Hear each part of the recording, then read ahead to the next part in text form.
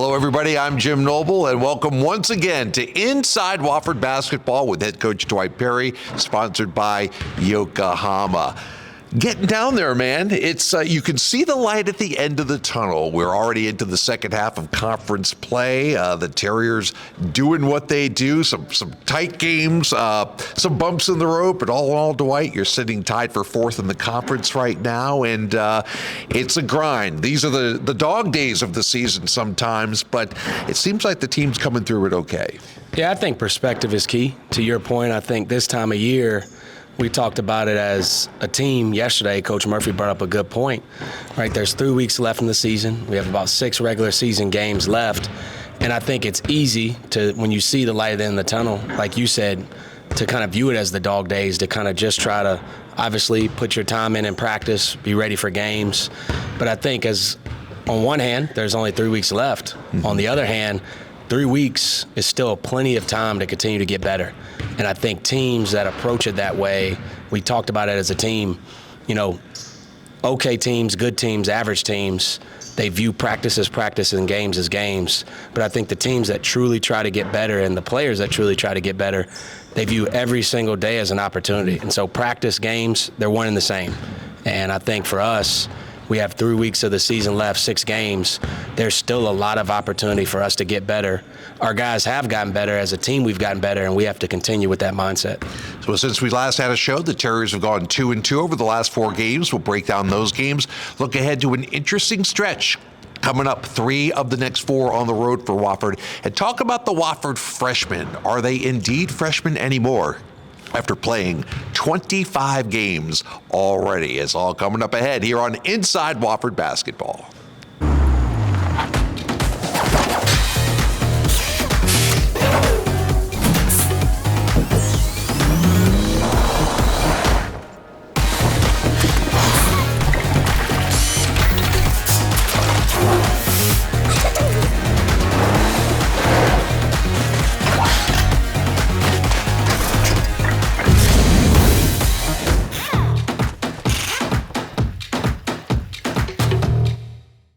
It's the moment you dream of, the moment you work for, train for, run wind sprints when nobody's watching for, the moment when hours of gym time, court time, prep time, all culminate into this time, the moment when millions of bounces, blocks, and boards all add up to this, your moment. Ingalls, we're with you every step of the way. Welcome back. Let's start things off with a trip down to Birmingham, Alabama a couple of weeks ago. Wofford taking on the first place team in the Southern Conference, the Sanford Bulldogs.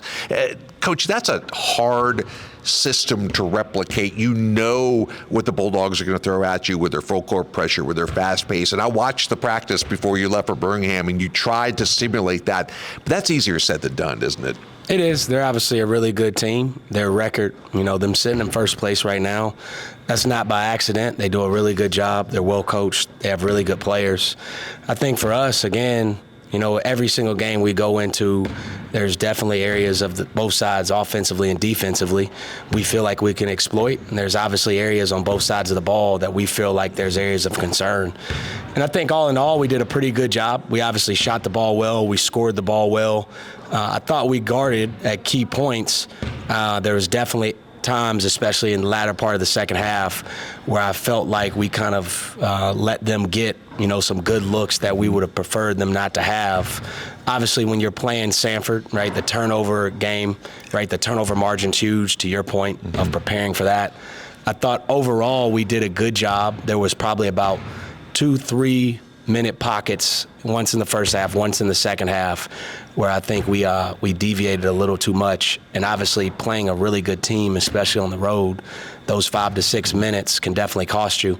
And unfortunately, it probably played a role in us being not able to get the win. Yeah, the Terriers actually led during the first half, fell behind by 10 late, made a frantic comeback. It's tied with seconds to go. They got the ball. And I kind of give their point guard credit because he didn't panic as the clock is winding down. And Achor, who you guys have done a really nice job on most of the night, sometimes you have to give credit to the other team for making a play at the buzzer, and they did and got the 2-point win. How did you view that final sequence? Yeah, I think they did a good job of being able to make a layup. I think at the end of the day, a lot of times when you view the end of games, a lot of people will view, that last play or last two plays as the reason why you win or lose. And I think overall, as a program, when you go back and watch the game, kind of like I mentioned, the turnovers and obviously the timely shots that they made with some breakdowns on our end defensively, I think overall that plays way more into probably not getting the win than one last play. Mm-hmm. Obviously, Jones, their point guard's a good player. He leads our conference in assist-to-turnover ratio. Kyler's second.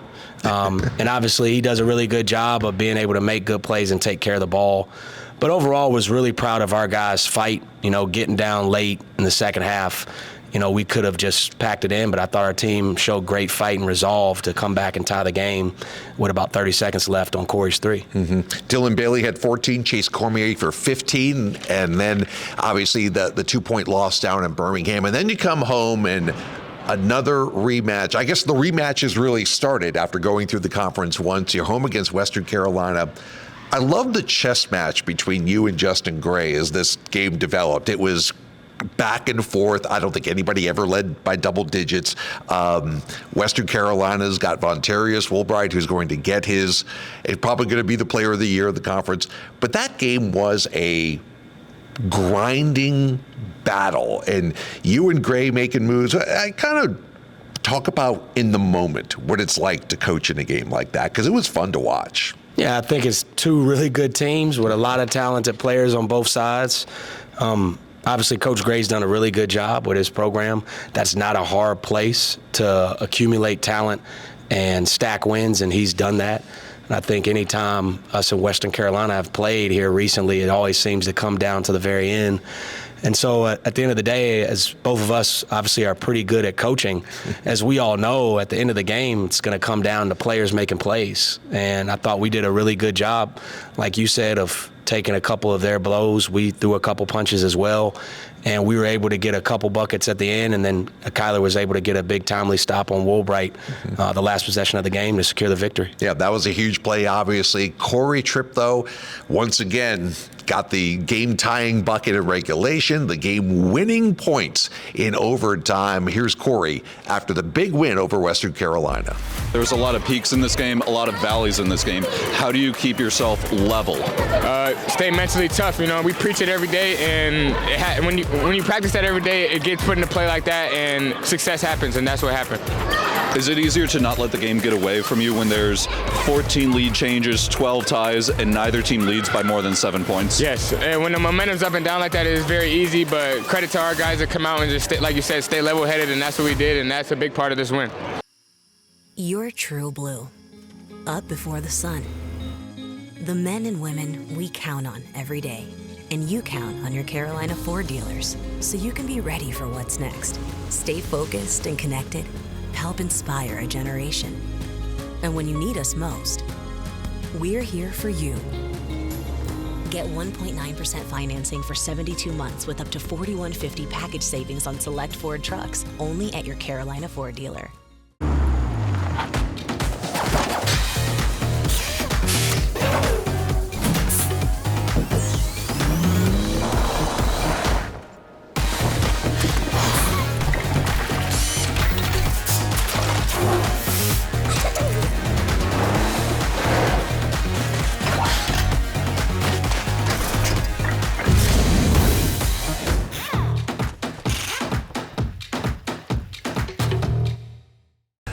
I'd tell you, it was a great game here at Jerry Richards Indoor Stadium. Great atmosphere. Wofford's now 6 wins in games decided by 2 points or less. What does that say about the grit of this team?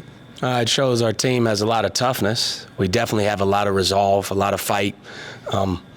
Sometimes in these situations, it's not always one exact reason why. There's a combination of different factors. Obviously, you have really good players that are really smart, have high IQ, the grit and toughness that I spoke about. And I think overall, our team just figures out ways to win. There's been situations where we've been down and come back. There's been games where we've been up and been able to fend off the opponent. There's obviously been other games where it goes back and forth and we're just able to make a play at the very end, offensively or defensively. But I think overall it just speaks to not only the type of players, but more importantly, the type of people that our players are in that locker room. They're great and some of the best guys I've ever been around in the sport. After that game against Western Carolina, a trip over the mountain to ETSU. Tough night for the Terriers, pretty much across the board. Offensively, things weren't happening. Defensively, you did hold them down to 57 points, but I know the rebounding was a concern. ETSU pulls out a 7-point win at home, and you had some work to do to get ready to come back and get everybody on the right page, the right frame of mind before the Citadel game. What were those couple of days in practice like after the game in Johnson City and trying to get everybody prepared for a Citadel team that played you very tough down in Charleston the first time? Yeah, Citadel's a really good team. You can't look at their record. I think they've lost 11 games, but 7 of those 11 have been by single digits. They obviously had Furman down, lost to them in overtime. They basically were tied up the last 2 minutes against Western Carolina in the game before ours. So they're a really tough team. Obviously, we didn't play well at East Tennessee State. That was our worst offensive game of the season.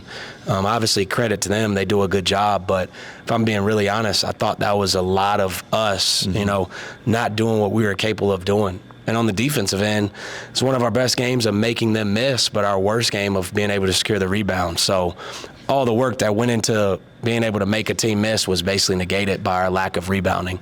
And so for us, I think, in a lot of these situations, we talked about it after the Citadel game. I think sometimes you can overcorrect and you try to do too much and you look at a game where you didn't do well and you try to reinvent the wheel. And I think for us, on Thursday and Friday in preparation for Citadel, we just went back to what we've done all year, and that was try to prepare, be in a great place mentally and physically, focus in on what we could do to continue to take advantage of what we did against Citadel in game one, try to sharpen up and try to correct some things and clean up areas on both sides of the ball that they did a good job versus us in game one. And I think overall, again, you look at the game, to give up 3 offensive rebounds against the Citadel, Malora Brown, who's probably one of the best, if not the best offensive rebounder in the league, we held him to 0 offensive rebounds. And so for us, again, like we've talked about, I think the rebounding battle is a huge indicator of where we're at because it encompasses both sides of the ball. Us being able to generate offensive rebounds, us being able to stop and limit a team to 1 shot at a time. If we can win the rebounding battle, we feel really good about what that says for where we're at physically, mentally, and honestly, emotionally going into that game and through that game. And I think a credit to our guys responding and getting the job done. Once the offense got back on track, Dylan Bailey went over 1,000 points for his collegiate career. Also, Bilal El-Shakri, a career-high 15 points. We talked to Bilal after the big win over the Citadel. Coming into our offense is one of the most free-flowing offenses in the country. And it's really about making the reads, getting to the right spots. And as I'm getting more adjusted into it, it's kind of becoming easier to me. And I feel like I'm really good at reading it, but it's really coming into that voice, and the coach is really being behind me on that and telling me to use my voice and telling me to direct. That really gives me confidence to be able to do that because I feel like every time I do that, it comes out with a great outcome.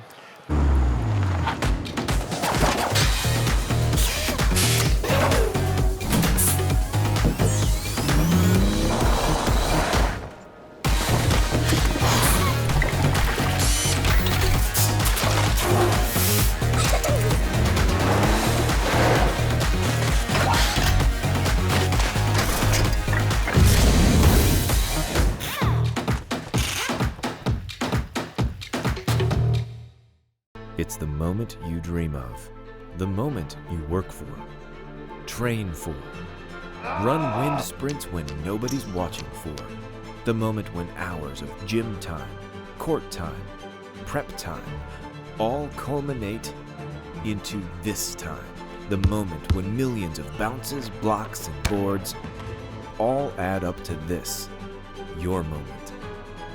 Ingalls, we're with you every step of the way. And welcome back to Inside Wofford Basketball with head coach Dwight Perry. I'm Jim Noble. The show is always sponsored by Yokohama. So you go on the road, 3 of the next 4. The mentality to win road wins. So far in conference, just the 1 road win at the Citadel. What travels? Defense travels, rebounding travels, sometimes offense travels, sometimes it doesn't. Do you take any special steps? Do you coach or prepare any differently going on the road rather than a home game? No, I think the most important thing is you have to play the same way, right? For us, we've talked about it all year. When we're the tougher team, when we're the more together team, and we're the team that's playing harder, right, regardless of who we're playing, where we're playing, that always ends up working out well for us, whether that's a home, neutral, or away game. And I think, obviously, different teams, different personalities, sometimes that's easier at home, sometimes that's easier away. I think the most important thing is to not get caught up in the who, what, when, why, and how, and just really have a laser focus and really try to lock in on those three components that I talked about of being the harder, tougher, and more together team. Because when you focus in on that, usually the offense and defense follows. At Mercer, back home against UNC Greensboro coming up this Saturday, and then road games at Chattanooga, at Furman coming up for the Terriers. Your starting lineups, you've started to kind of move that fifth starter around a little bit between Chase Martin, Chase Cormier, and Anthony Arrington. Is that just based on feel, kind of see how guys are going, matchups, and what goes into that fifth starter who you put out there game in and game out? We really don't as a staff. We've talked about it, and as a team, we talk about it as well. It's really not a fifth starter, a fourth starter. There's no one necessarily locked in. It's about who's playing the best, who's most locked in on what we're trying to do. I think regardless of who starts, our team has shown there's guys that are going to get a lot of minutes, whether you start or whether you come off the bench. And, there's nothing guaranteed about starting. And I know, obviously, as players, right, there's a human element of guys wanting to start. The most important thing is that we get off to a good start in the game, no matter who we're playing. And so, right, the preparation leading up to that game plays a role. How well guys are playing, right, in the games prior to plays a part in that. But most importantly, it's about, what do we have to do individually and what do we have to do as a team to go into, like I spoke on before, of being the harder playing team, the tougher team, and the more together team. And the guys that embody that are usually the guys that play, whether they start or don't. As we wrap things up, let's talk a little bit about the freshmen who are playing this year. And, you're 25 games in. I don't know if they can really be considered freshmen. They probably played as many games as they played last year in high school. Starting Quentin Meza, coming out of Utah. How is Q acclimated to the college game in terms of the physicality and everything you've got to keep track of on both ends of the floor? Yeah, I think for all three freshmen, I think the physicality and the segue from high school to college is definitely an adjustment for all three of those guys. And I think for Q, right, it's added when you're playing a position, right, the point guard position, where you have to know where everyone needs to be. You have to have a lot of command and show a lot of poise. So I think for him, we've been really pleased with his progression and also with, how much he's continued to get better and improve. It hasn't been seamless and it hasn't been, super easy, but for any player, for any freshman, that's never going to be the case. And so for Q, as he continues to get better and bring some physicality, not only to offense, but to the defensive end, I think is only going to help him. And some of that comes with age, some of that comes with maturity, continue to get in the weight room. But he's really been a huge shot in the arm, helping us being able to run the point guard position, being able to make shots, and just being able to have a great presence out there on the floor. In terms of upward trajectory, your two big men freshmen, Bilal El-Shakiri, Jeremy Lorenz, Bilal has really come on the last 4 or 5 games and looked very, very comfortable. Obviously has a high basketball IQ, as does Jeremy. The difference being is Jeremy hit the bump of the road with a foot injury right around the holidays and has been kind of trying to round back into form. So as those two get out there and become more, I guess, comfortable playing, sometimes together, sometimes apart, what sort of ceiling do they have this season, if any? Yeah, I think both of those two players have a super high ceiling. I think what's really great about those two guys is they complement each other really well. You've already spoke on it. They can play well together. They obviously can be interchangeable with playing the 4 and the 5 in our offense.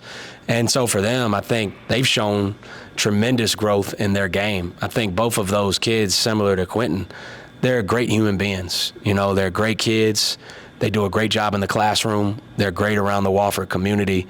They work extremely hard, And so having those attributes and characteristics have definitely helped them in their transition from high school to college. And as we kind of hit the home stretch, I think both of them continuing to grow. They're students of the game, so they want to learn. Obviously, in our offense, playing that position, there's probably more on their plate than the average offense with what they have to do with and without the ball, and where they have to understand where they need to be with screening, with cutting, with moving, with passing. But I think both of them have done a great job with that. And I think as we continue down this home stretch, the growth that they continue to make, I think, is going to be a really big influence on how well we continue to grow as a team. Well, from the outside looking in, it hasn't been boring. It has been a lot of fun, and you mentioned it. The home stretch. Seasons go by quickly sometimes. Can you believe the next time we do this, we'll be talking about probably the last week of the regular season and Asheville and what proves to be a wild Southern Conference tournament. So I know you're ready for it, so are we, but we always appreciate your time, and best of luck moving forward. Thank you. Looking forward to it. All right, for head coach Dwight Perry, our sponsor Yokohama, and our entire staff here at Wofford, I'm Jim Noble saying thanks again, once again, for watching Inside Wofford Basketball. We'll see you next time.